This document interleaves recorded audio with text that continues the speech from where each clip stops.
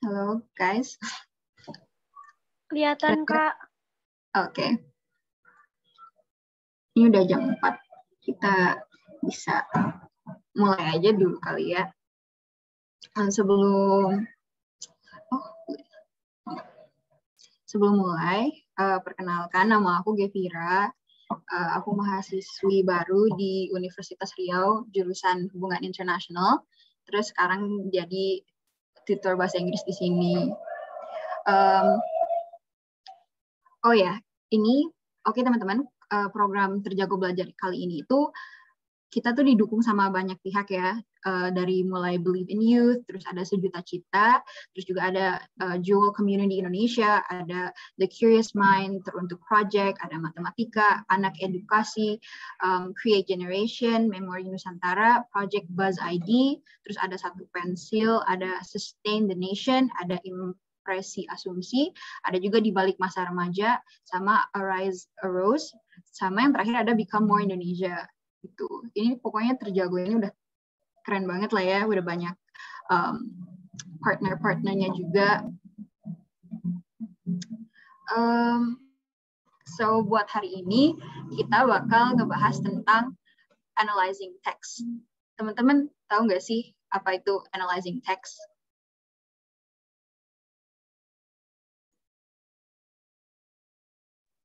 Belum tahu, Kak. Belum tahu? Oke.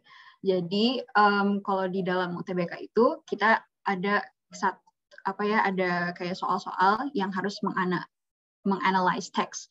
Dari namanya analyzing text itu berarti kita harus menganalisa si teksnya. Nah, analisanya tuh kayak gimana sih? Pertama, kita tuh harus menganalisa 5W1H-nya kayak what, where, when, who, terus H-nya how. Jadi dalam teks itu kita harus bisa menyimpulkan 5W1H-nya itu. Ini kita mau langsung mulai aja atau gimana, guys?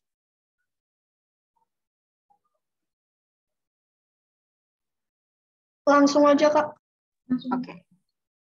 Oke, untuk soal pertama, gini.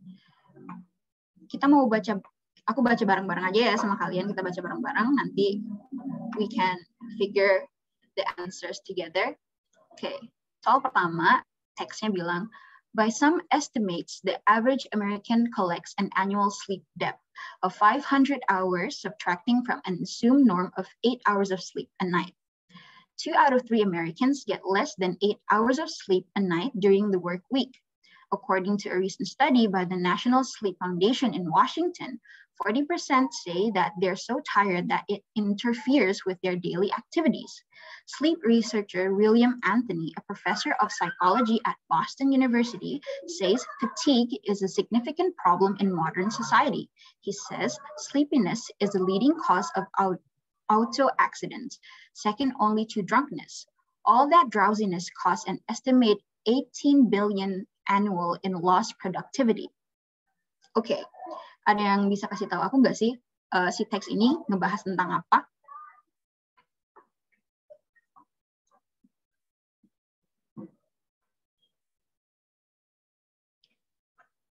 Oke, jadi teks ini itu ngebahas tentang sleep debt atau kayak kurangan tidur ya. Aku translatein dulu ya dari kalimat pertama. Ini jelasin bahwa rata-rata orang Amerika itu mereka mempunyai hutang tidur sebanyak 500 jam. Dan ini tuh 500 jam ini diambil dari 8 hours of sleep di setiap malamnya. Kan kita tidur kalau yang bagus tuh 8 jam setiap malam kan. Tapi rata-rata orang Amerika ini mereka mempunyai utang tidur selama 500 jam. Nah, terus di sentence yang kedua, 2 out of 3 Americans get less than 8 hours of sleep at night during the work week, according to a recent study by the National Sleep Foundation in Washington. Nah, ternyata 2 dari 3 orang Amerika itu 2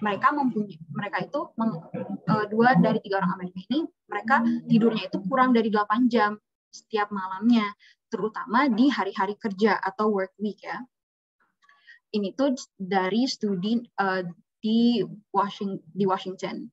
Terus di third sentence, 40% say they're so tired that it interferes with their daily activities. Oke, artinya di sini dari 40% itu mereka tuh merasa kecapean gitu. Dan ada kata interferes, ini artinya itu mengganggu, sehingga mereka ini mengganggu ke daily activities mereka sehari-hari. Langsung lanjut ke sentence yang berikutnya. Sleep researcher William Anthony, a professor of psychology at Boston University, says fatigue is a significant problem in modern society. Nah, kata William Anthony ini salah satu psikolog dari Boston University, dia bilang salah satu masalah yang signifikan adalah fatigue. Fatigue ini adalah kelelahan, kayak sakit kelelahan gitu. Terus, he says sleepiness is a leading cause of auto accidents, second only to drunkenness. All that drowsiness caused an estimate 18 billion annual in lost productivity. Nah, si Anthony ini bilang kalau dengan kita kekurangan tidur ini, itu bisa menghasilkan kayak kecelakaan mobil, dan ini tuh kedua faktor kedua dari mabuk gitu, mabuk sambil nyetir. Nah, akibat dari kelelahan ini itu sampai merugi sampai 18 billion di produktivitasnya. Teman-teman ngerti kan? Jadi apa yang dibahas tentang si teks ini? Kalau misalnya kalian ngerti, bisa kasih thumbs up aja dari reaction, biar aku bisa next. Oke, sekarang kita ke pertanyaannya. The word it refers to. Oke, di sini maksud dari pertanyaan ini adalah kata it ini itu maksudnya gimana sih? Kata it ini dia mengarah kemana? Caranya pertama kita harus cari dulu si kata it ini ada di mana. Kata it ini ada di sini nih, it. Salah satu tips yang bisa kita lakukan adalah kita kan pertama cari dulu nih kata yang di tanda petikinnya. Kata tanda petikinnya it.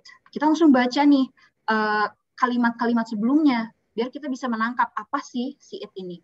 Kalimat-kalimat sebelumnya, ini kan yang pertama nih. By some estimates, the average American collects an annual sleep debt of 500 hours subtracting from assumed norm of 8 hours of sleep a night. Di sini, di kalimat satu ini kira-kira ngebahas apa? Teman-teman, ada yang tahu nggak? Jadi di kalimat satu ini, dia sedang ngebahas tentang sleep debt. Terus kita lanjut ke kalimat 2. 2 out of 3 Americans get less than 8 hours of sleep a night during the work week. Nah, di sini juga, di kalimat kedua juga sama, mereka sedang ngebahas sleep juga kan, ngebahas sleep. Dan di sini juga ngebahasnya itu, American get less than 8 hours of sleep. Oke, terus the next kalimat di sini ada, mana? 4% says that they're so tired that it interferes. Oke, berarti kita lihat dari dua kalimat yang sebelumnya. Pertama dia ngebahas ada sleep debt. Terus juga ada get less than 8 hours of sleep. Berarti si it ini membahas tentang tidur kan. Tapi tidur apa? Tidur yang kekurangan. Pertama ada kata sleep debt. Debt ini hutang artinya ya. Hutang. Terus ada di sini keywordnya lagi get less sleep. Less kan kurang. Berarti ya si ini tuh mereka membahas tentang the lack of sleep. Kekurangan tidur. Si kata it ini sedang membahas the lack of sleep. Gimana teman-teman? Ngerti nggak? Kalau misalnya kalian ngerti bisa kasih thumbs up. Kak mau nanya dong. Boleh. The lack itu apa ya? The lack of sleep. The lack itu kekurangan. Lack itu bisa diartiin dengan kurang. Oke, thank you, Kak. Oke. Kita lanjut ke nomor 2, boleh? You guys can give me a thumbs up kalau mau. Oke. Kalau misalnya aku kecepatan, kasih tahu aja ya. Oke. Soal yang kedua ini, kita bisa langsung baca pertanyaannya ya. Which sentence is irrelevant to the topic of the passage? Oke. Which sentence maksudnya kalimat manakah yang irrelevant? Irrelevant itu artinya tidak cocok atau tidak tepat.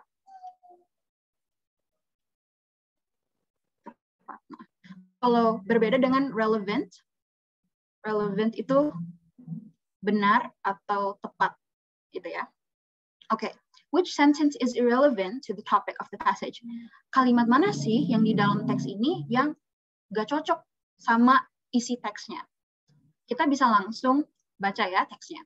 Pertama, child development refers to the biological, psychological, and emotional changes that occurs in human beings between birth and the end of adolescence, as the individual progresses from dependency to increasing autonomy.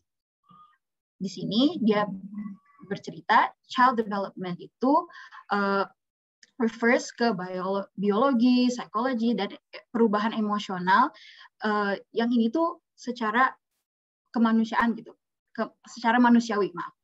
Dan ini between ini tuh dari mereka mulai lahir sampai mereka bertumbuh menjadi dewasa. Jadi proses pertumbuhan seorang anak itu mulai dari mereka lahir sampai mereka bertumbuh dewasa. Dan ini tuh ada faktor dari anatomi juga. Kedua, it is a continuous process with a predictable sequence yet having a unique course for every child. Nah, perkembangan anak ini itu merupakan proses yang secara berkelanjutan dengan sequence atau kemajuan yang bisa ditebak gitu. Tetapi juga having a unique course for every child. Tapi semua anak juga mereka memiliki keunikan masing-masing dalam proses pertumbuhan mereka. The next, number 3, it does not progress at the same rate at each stage is affected by the preceding types of development. Nah, proses pertumbuhan si anak-anak ini itu ada di rate yang berbeda atau di posisi yang berbeda-beda untuk setiap anak. Dan di setiap tahapannya juga ini tuh diakibatkan atau di-affect oleh beberapa hal gitu.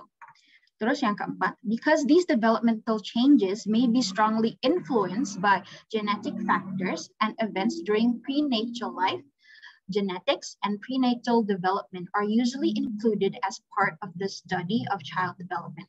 Nah, kenapa sih ini tuh mereka bisa berbeda-beda cara tumbuh anak-anak ini? Ya karena faktor yang paling kuat adalah genetics, faktor genetik, ada prenatal development. Prenatal development itu sebelum mereka dilahirkan gitu, kayak masih di dalam kandungan. Nah, are usually a part of factors gitu yang menyebabkan si anak-anak ini tumbuhnya secara berbeda-beda gitu. Langsung kita lanjut. Child care program present a critical opportunity to the promotion of child development. Nah, pengasuhan anak, program pengasuhan anak ini memiliki peran yang cukup penting untuk mempromosikan perkembangan anak. Terus ada yang ke-6, developmental change may occur as a result of genetically controlled process known as maturation or as a result of environmental factors and learning, but most commonly involves an interaction between the two. Sorry ya. Oke. Nah, di sentence ke-6 ini dia bilang bahwa perkembangan anak ini itu dihasilkan dari genetik tadi kan, dan ini tuh dikontrol oleh proses maturation. Nah, maturation ini kedewasaan. Nah, dan ini tuh akhirnya menghasilkan environmental factors, faktor-faktor environmental yang membuat si anak-anak ini bisa belajar. Terus yang terakhir, it may also occur as a result of human nature and our ability to learn from the environment. Nah, ini tuh sebuah hal yang manusiawi di mana orang itu bisa belajar dengan lingkungan mereka gitu. Oke, sekarang kita balik lagi ke pertanyaannya. Which sentence is irrelevant to the topic? Nah, kita lihat sentence 2 tadi, dia kan ngebahas tentang proses child development kan. Kan teks ini ngebahas tentang child development.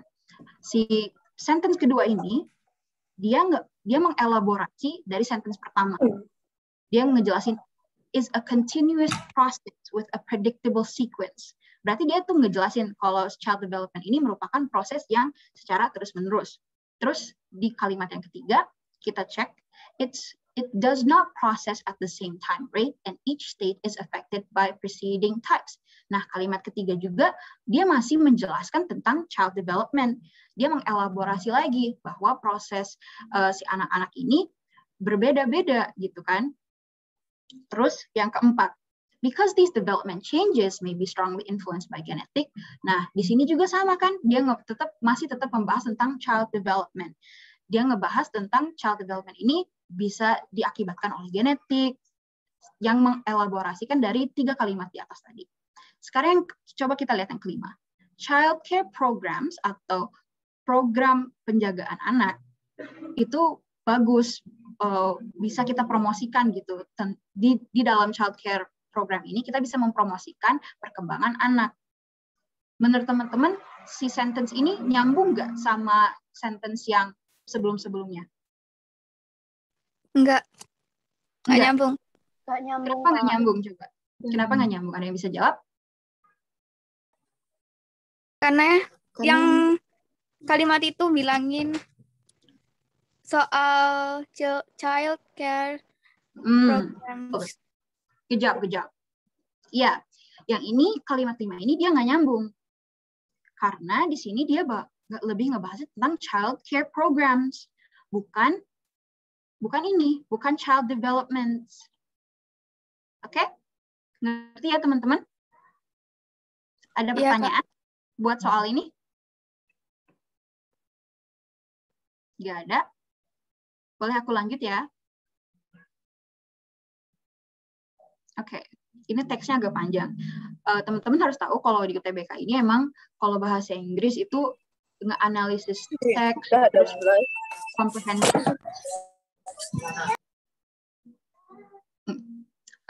Kalau di dalam bahasa Inggris untuk UTBK, biasanya emang kalau reading comprehension, terus analisis teks ini banyak banget soal-soalnya.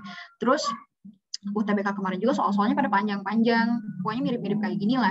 Nah, tips dari aku adalah teman-teman harus bisa memproses setiap si teksnya gitu.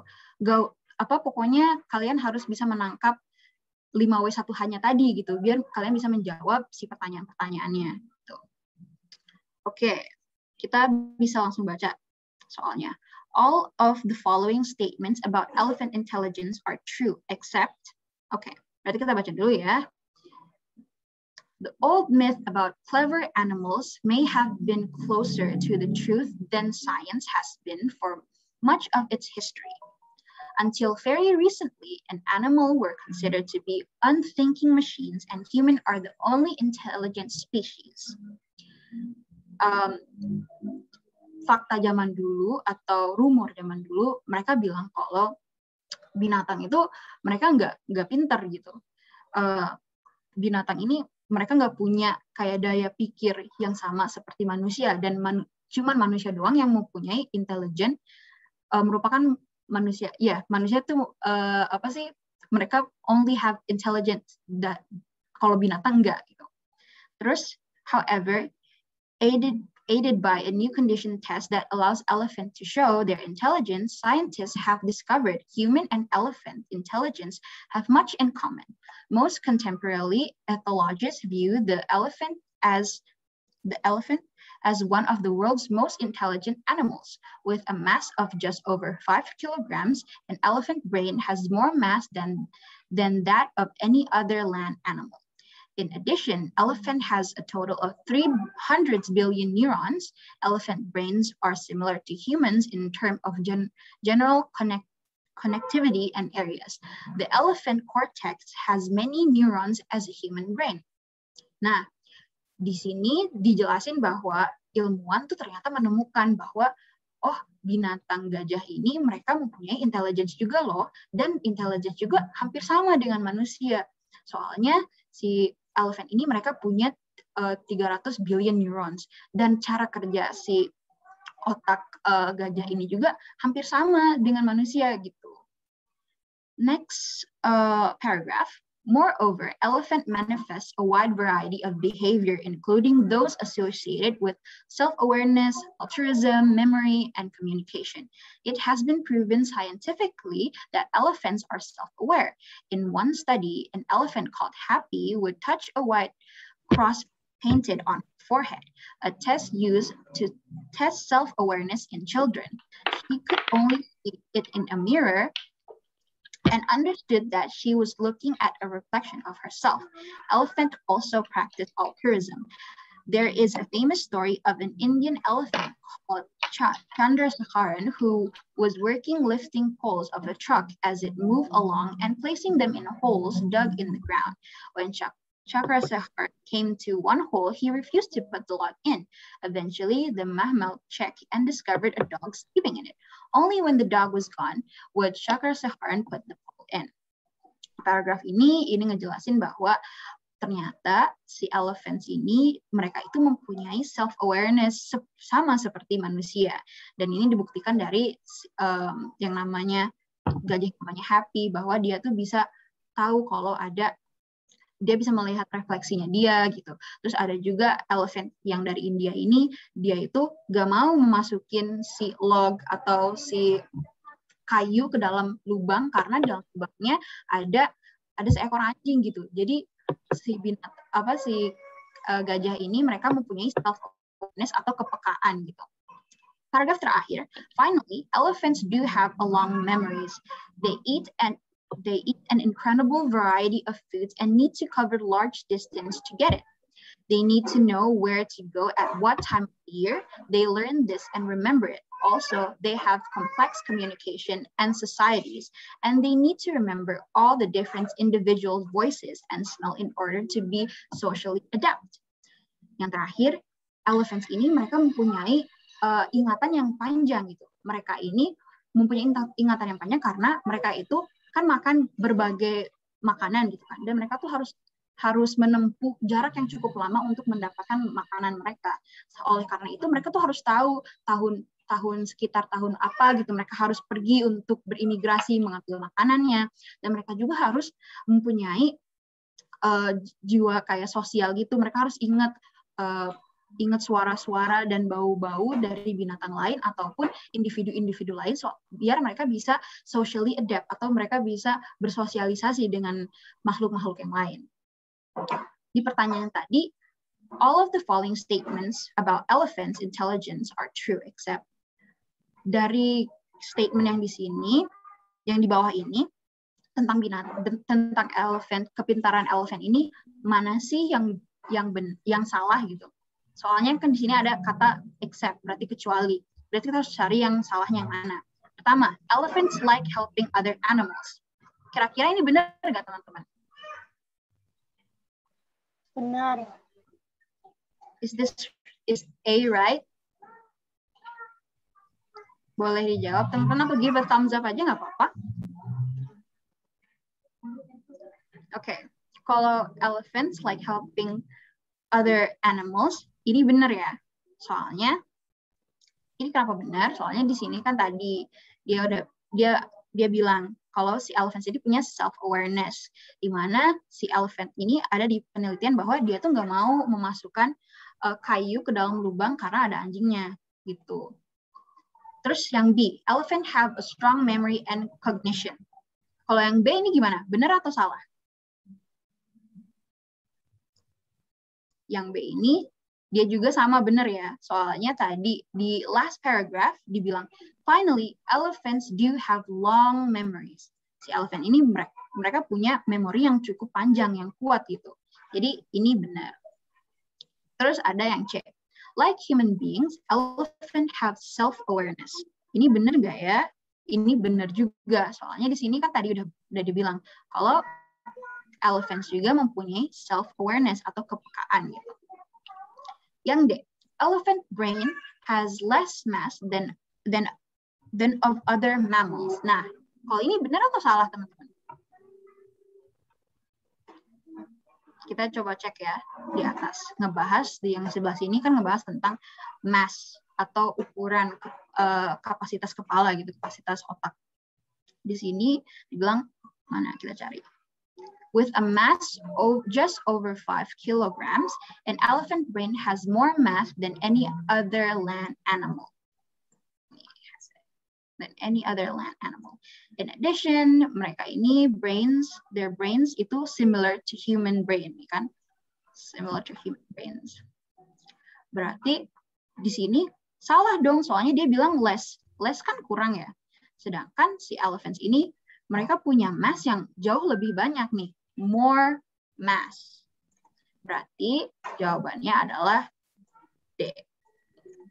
Oke. Sebelum kita lanjut, aku punya game yang kita bisa main ya. Bentar. Coba aku stop share for a minute. Let me send you guys the link buat gamenya. Bentar ya. Biar refreshing gitu, nggak ngebahas teks terus. Oke. Copy.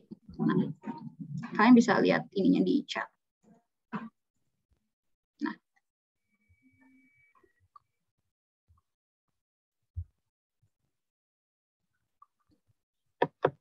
Bisa nggak dibuka, teman-teman?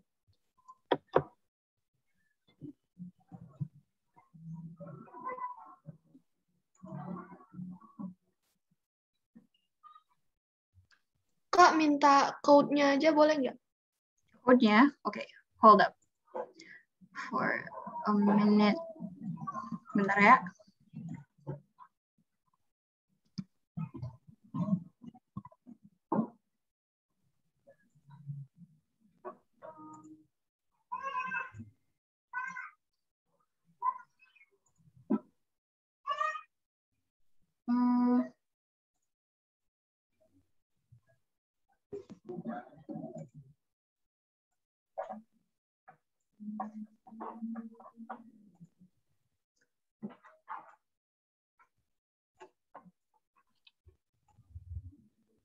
Nah, kalau yang lain bisa?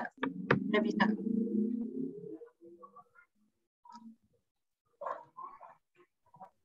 Coba bisa nggak?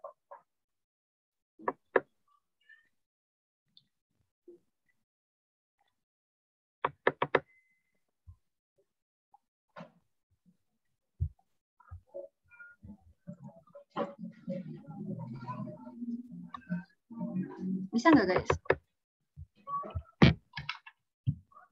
Nggak bisa, Kak. Nggak bisa, Kak. Oke, kalau yang bisa boleh kalian coba mainin ya.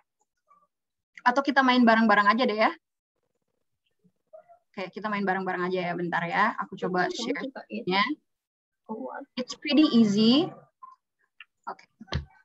Share. Kelihatan nggak, guys? Aku udah Kelihatan, Kak. Oke, let's just start ya. Kita jawab bareng-bareng aja, oke?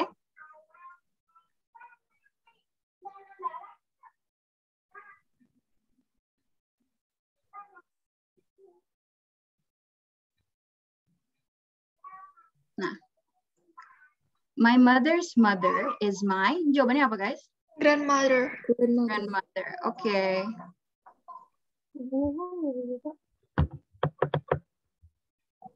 Sip. My sister husband is my, ini apa jawabannya? Brother-in-law. In-law, good job. Mana?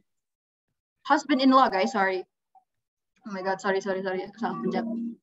Okay, my female spouse is my, spouse itu pasangan. My female spouse is my Wife. Yes. Wife. Okay. My dad's brother is my uncle. Easy ya. Okay. My brother's daughter is my cousin. Bukan. Brother's daughter. Niece. Ya. Keponakan perempuan. Okay. Kayaknya this is the last question. My sister husband is my Husband-in-law. Husband-in-law. Yep. Yay. The end. Jadi tadi itu game quiz tentang vocabulary keluarga. Oke, kita bisa balik lagi ke soal. Just to refresh a bit. Soalnya kalau bahasa Inggris ngebahas teks panjang mulu agak pusing. Nih kayak ini teksnya panjang banget. Coba kalau ini aku kasih waktu kalian sekitar 2 menit. Nanti kalian di kolom chat kasih tahu jawabannya apa, oke? Aku kasih waktu 2 menit buat baca dan menjawab. Nanti I will start the time now. Bentar. Let's put a timer. Nanti kalau udah tahu jawabannya, kalian bisa langsung jawab aja di kolom chat, oke? The time starts now. Nanti kalau misalnya pengen dikebawahin si ininya, kasih tahu aja Kak, bilang ya, Kak kebawahin atau next gitu.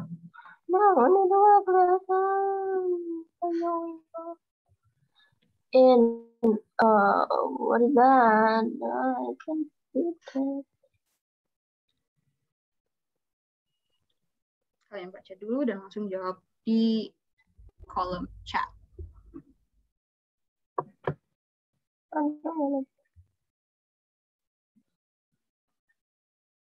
The African, what is that?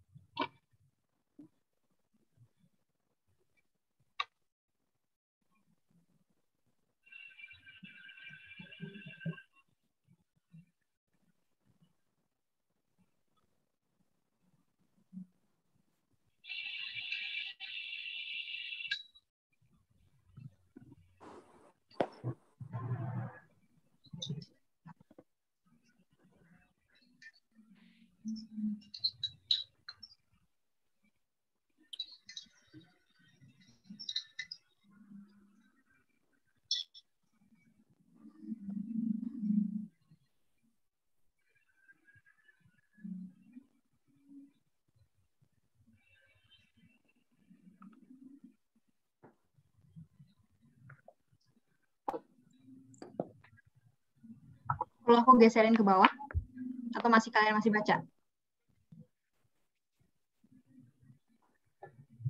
Can anybody answer me?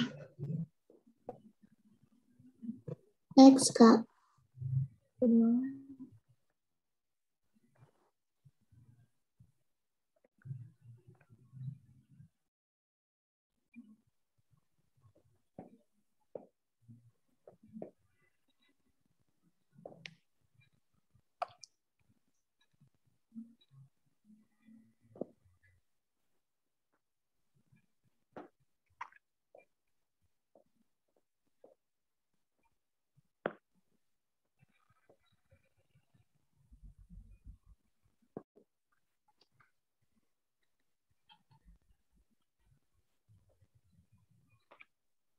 Perlu di next lagi?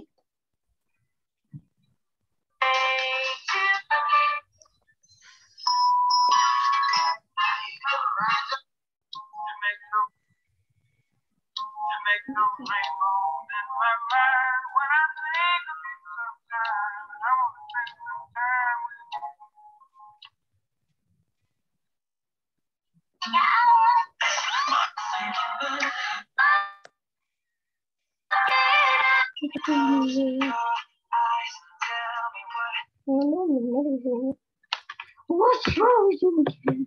I'm so sick of this laptop.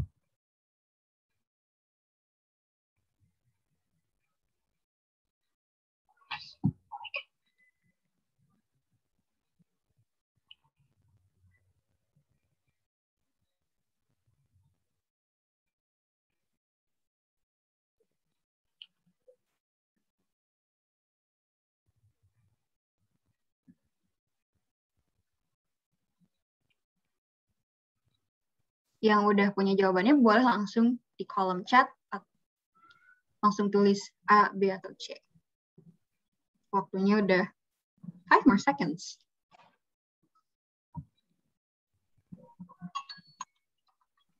You know that I can choose this up. Oke. Gimana guys? Pusing? Pusing nggak? Aku pusing kalau bisa baca teksnya Bangke.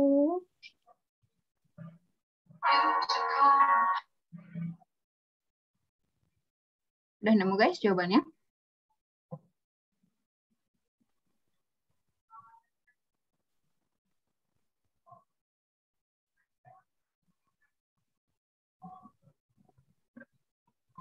Lumayan. Mau langsung bahas ini atau gimana guys?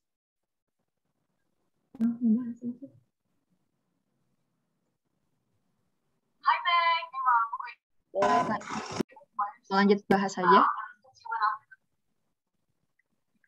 Antara D sama Eka. Yep, close. It's close. Antara D sama E. Emang antara dua itu. Oke. Okay. So, what is the topic of the text? Apa sih topik pembahasan dari si teks ini? Ini emang agak panjang banget ya si teksnya. Soal-soal UTBK tuh kayak gini suka banyak panjang, terus very comprehensive gitu. Ini ngebahas tentang study kepada burung-burung gitu kan.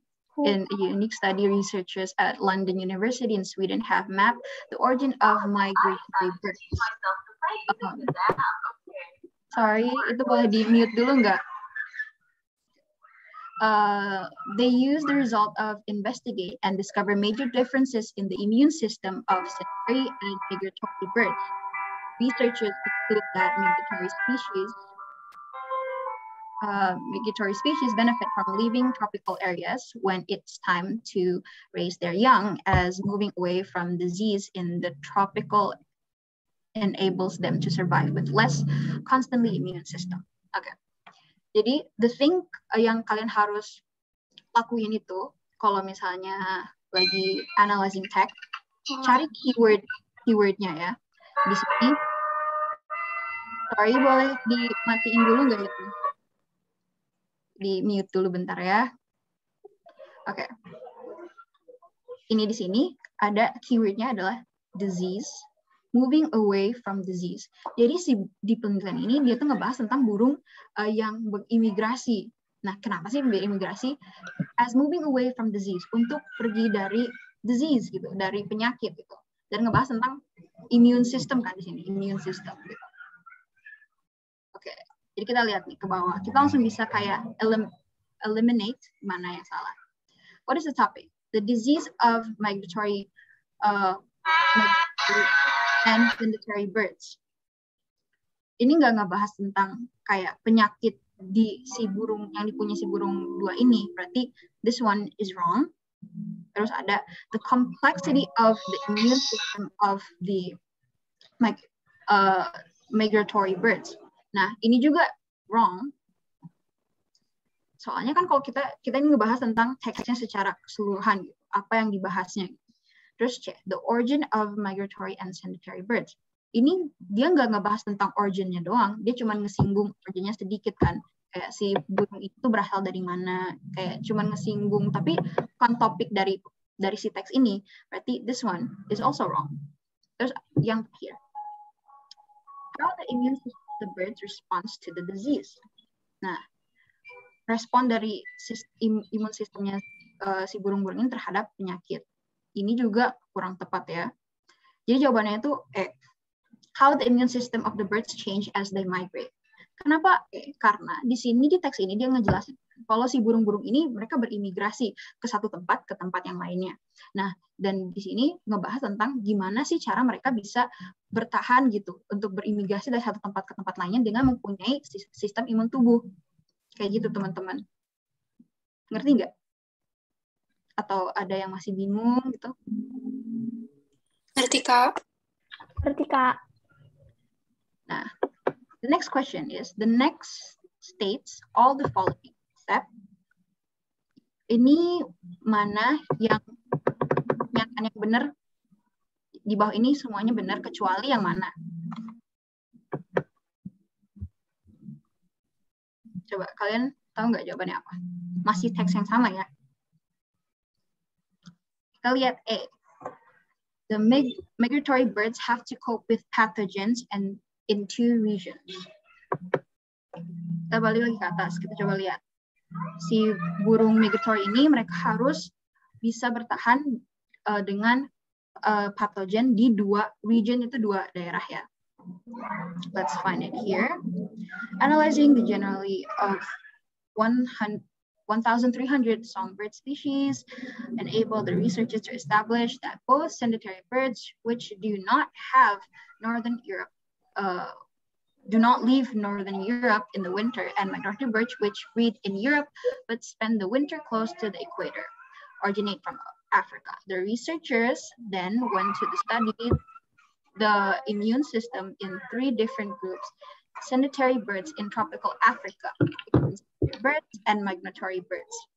Their findings show that African sedentary birds has a more varied and extensive immune system than both of European sedentary birds and migratory birds.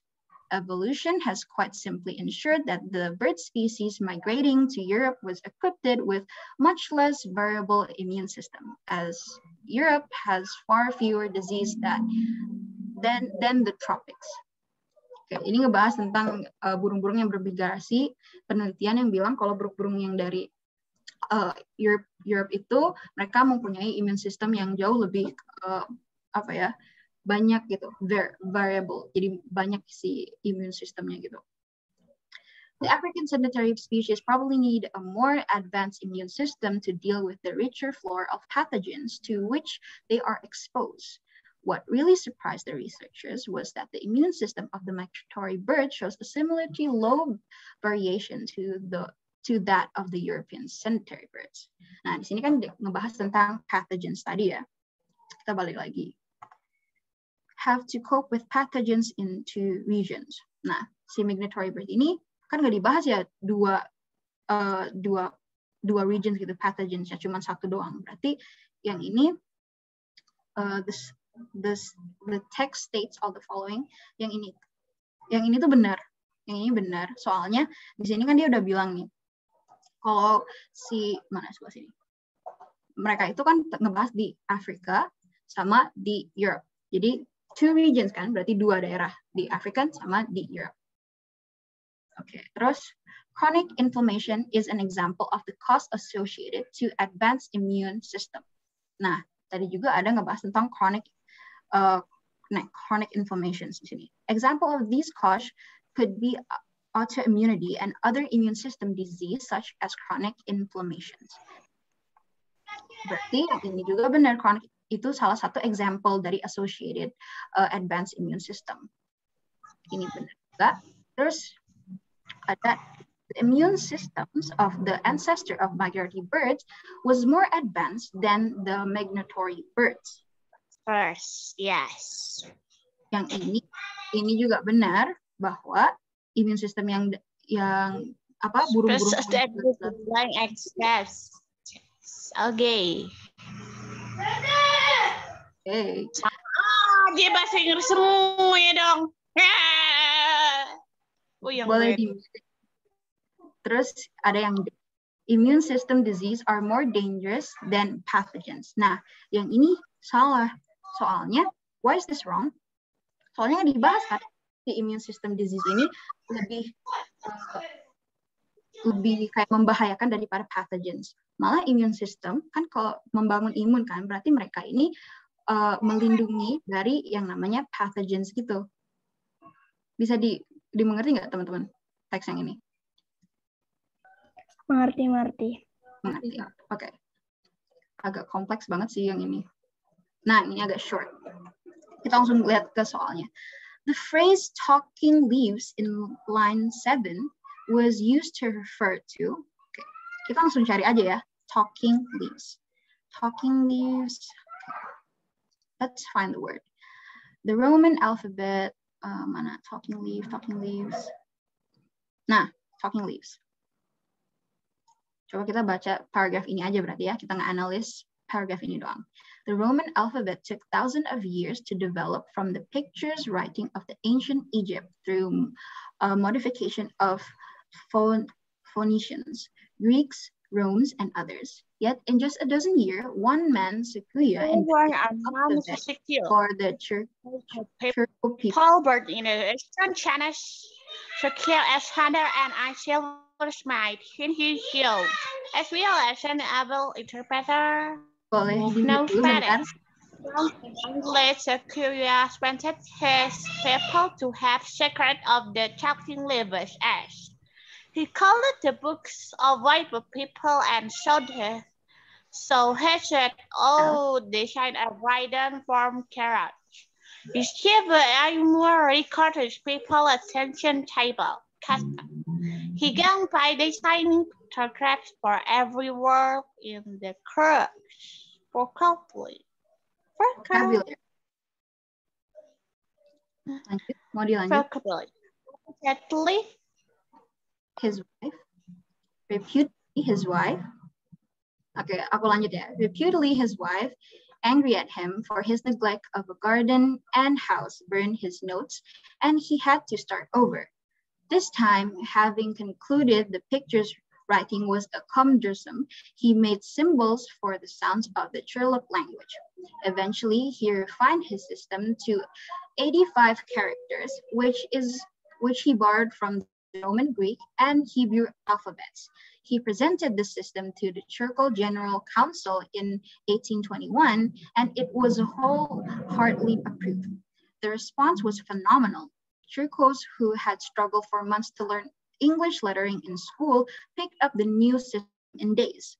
Several books were printed in Turco, and in 1828, a newspaper, the Turcophonics, was first published in the new alphabet. Sikuya was acclaimed by his people. In his later life, Sikuya dedicated himself to the general advancement of his people. He went to Washington, D.C. as a representative of the West tribes. He helped settlers bitter difference among Turk, and after their forced movement by the federal government to the Oklahoma Territory in 1830s. He died in Mexico in 1843 while searching for groups of lost Turk. However, he is probably chiefly remembered today because the Kunua, the giant redwood trees of California, are named after him. Oke, jadi teks ini ngebahas tentang bahasa ya, bahasa yang ditemukan oleh si Sikuya ini. Going back to the question, the phrase talking leaves di line ke-7 itu maksudnya apa? Ada yang tahu nggak nih, talking leaves? Talking leaves ini ngebahas apa sih? Talking leaves ini apa artinya? Ada yang mau kasih tahu? Bisa kita refer, kita baca lagi ke belakang di paragraf ini. Talking leaves itu books ya. Kenapa books? Soalnya di sini dia kan ngebahas tentang alphabets gitu. Ngebahas tentang alphabets. Dan si alphabets ini ada di dalam kayak tulisan-tulisan dari si bahasa-bahasa yang ini nih. Kayak Greek, kayak gini. Dan dia tulisnya writing, kan. Berarti si talking leaves ini adalah books. Okay. Terus, following question. All of the following were mentioned in the passage as alphabet system that Sikuya borrowed from. Except, nah, kan si Sikuya ini dia membuat alphabet system nih. Dan dia itu mengambil si alphabet system dari berbagai negara-negara kan. Nah, kecuali yang mana? Let's see. Di sini. Ini akan ada Greek, Roman, Phonics. Ya kan? Terus kita coba lagi dilihat di bawah. Nih, which he borrowed from the Roman, Greek, and Hebrew alphabets. Berarti Roman, Greek, Hebrew. Berarti jawabannya except, kecuali Egypt. This is the last question. Why does the author mention the giant redwood trees of California in the passage? Kenapa sih dia nge-mention tentang giant redwood trees yang ada di California? Yang di sini tadi. Nih, mana? Jadi, why did the author? Kenapa si author ini nge-mention redwood trees di California? Karena di sini dijelasin bahwa si tokoh yang menciptakan alfabet ini, dia itu mendedikasikan dirinya untuk ya terus membantu orang-orang kayak ngitin alfabetnya kan. Tapi dia akhirnya kan dia dikenal nih karena dia udah menciptakan si alfabet ini. Akhirnya dia meninggal, tetapi untuk mengenang jasanya ini dibuatlah giant redwood trees di California. So, apa sih answernya? The trees were named in Sequoia's honor. Nih, jawabannya D. Kenapa? Jadi si pohon ini dibuat ya untuk menghormati jasa-jasanya si Sequoia tadi. Gimana guys? Bisa ngerti nggak? Bisa, Kak. Bisa, Kak. Bisa, oke. Nah, kita udah habis nih soal-soalnya. Kita bisa ngobrol-ngobrol aja nih. Mumpung waktunya tinggal berapa? 9 more minutes lah untuk beres gitu. Kita boleh ngobrol-ngobrol. If you have any questions, bisa tentang apa aja sih? Kayak seputar bahasa Inggris atau tips ngejain bahasa Inggris di UTBK kayak gimana? Feel free to ask. Ada yang mau bertanya nggak? Kak mau nanya. Boleh. Kalau di UTBK itu kebanyakan teks atau grammar? Kalau di UTBK kemarin pengalaman aku itu kebanyakannya teks. Grammarnya itu sedikit banget, kayak palingan ya kalau aku waktu itu dapat tuh sekitar 3 soal lah. Kebanyakannya teks kayak gini, menganalisis teks sama reading comprehension. Jadi lebih kayak soal-soalnya mirip-mirip kayak gini, kayak what does the author mention, terus in which sentence does the author talks about this, kayak gitu-gitu. Kebanyakan gitu sih. Makanya kalau bahasa Inggris, tips dari aku, biar kalian kayak terbiasa, coba baca-baca kayak cerita-cerita bahasa Inggris, biar kalian bisa skimming gitu, kalian bisa belajar buat baca teks dengan cepat gitu. Ada lagi yang mau bertanya? Was that helpful though, jawaban aku? Kak, thank you. Oke. Ada lagi yang mau nanya? Saya pakai jawab soal pertanyaan kayak gini tuh tipsnya tuh kayak gimana gitu. Kalau kayak yang teksnya panjang banget, itu gimana caranya biar bisa jawab cepet? Mas? Oh, biar cepat. Oke. Kalau dengan teks panjang biar cepat gimana? Dari aku langsung aja pertanyaannya. Jangan baca kalau bisa buat latihannya gitu, buat kalian latihan aja teksnya, sekalian kalian berusaha buat baca dengan cepat tuh. Tapi kalau misalnya di UTBK nanti lebih mending kalian baca si pertanyaannya dulu. Soalnya kadang-kadang pertanyaannya kan udah dijelasin kayak paragraph 1 misalnya, atau udah ada spesifik gitu. Kalian jadi tinggal nyari. Terus kalau teks-teks kayak gini di bahasa Inggris kalian harus cari keywords. Nah, keywords itu kata kunci. Jadi contohnya ya, kayak aku lihat, kita ke yang ini aja deh, yang agak pendek. Nah, contohnya keywords dalam teks itu misalnya di sentence pertama, ngebahas tentang sleep. Terus di dua lagi, sentence yang kedua, kalimat kedua dia ngebahas sleep lagi. Berarti kan kita bisa nyimpulin nih, si teks ini tuh ngebahas tentang tidur gitu. Jadi kalian pinter-pinter cari keywords-nya gitu. Misalnya sleep debt, terus nih ada lagi get less sleep than 8 hours. Pokoknya kalau bahasa Inggris cari keyword, sama coba pas baca itu kalian langsung kayak 5W1H-nya dipakai. Kayak ini ngebahas tentang apa. Terus siapa yang ngebahasnya. Kayak pokoknya 5W1H itu harus dijawab. Kalau misalnya sekiranya itu bisa dijawab sama kalian, pas nanti ngejawab soalnya pasti gampang kok. Itu ya paling jawaban dari aku. Kira-kira ada lagi yang mau bertanya? Kalian bisa bertanya apa aja sih, kayak seputar bahasa Inggris. Oke, sama-sama. Is there any further questions? Kak, mau tanya, Kak. Boleh. Gimana? Tadi kan ada yang teks tentang yang bird itu kan, Kak. Terus yang pathogen, itu artinya apa ya? Pathogens, oke. Bentar ya. Ini kemana? Oops. Bentar. I cannot show. Okay. Pathogens.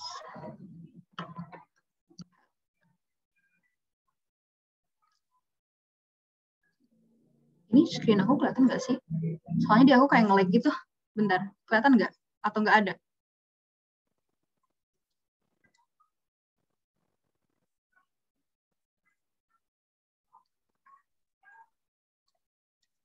Bentar ya guys.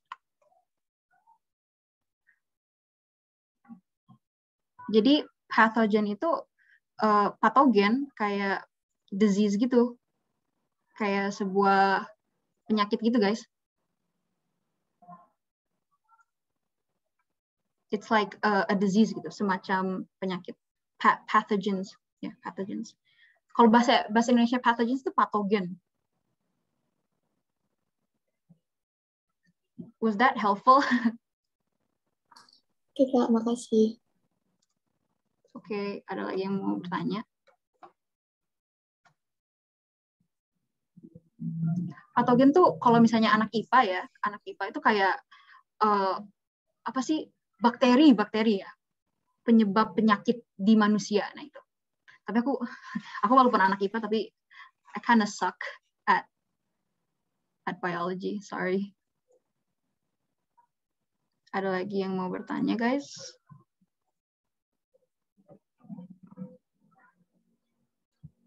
We still have 3 minutes, masih ada 3 menit lagi. Kalau misalnya kalian mau nanya-nanya lagi, boleh.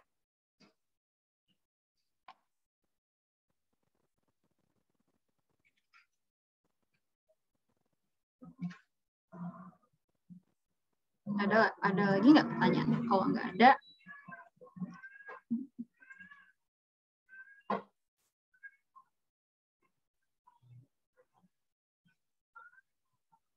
enggak. Kalau misalnya nggak ada pertanyaan, mungkin kita bisa end the session here aja ya guys. Thank you semuanya udah datang, terus udah belajar bahasa Inggris sama aku. I hope yang aku kasih ke kalian, yang aku ajarin sama kalian bisa helpful. Terus juga aku ucapin terima kasih kepada adik-adik semua, pokoknya yang udah berpartisipasi di Terjago kali ini. Aku juga mau ngasih tahu lagi tentang media partner buat Terjago kali ini tuh ada Believe in Youth, Juta Cita, Jewel Community Indonesia, terus The Curious Mind, terus ada Turn to Project, ada Matematika, Anak Edukasi, Jurus Create Generation, Memori Nusantara, Project Buzz ID, Satu Pensil, Sustain Nation, Impresi Asumsi, terus juga ada Di Balik Masa Remaja, Arise Arose, sama Become More Indonesia. Oke. Makasih banyak ya guys sudah datang ke session hari ini. Nanti bakal ada session lagi sama Kak Dias. Kalau misalnya kalian ada further question, mau nanya-nanya lagi, boleh banget bisa chat ke IG aku di DM. Boleh, apa aja sih nanya kayak tentang bahasa Inggris. Pasti aku jawab, oke? Okay? Thank you. You're welcome semuanya.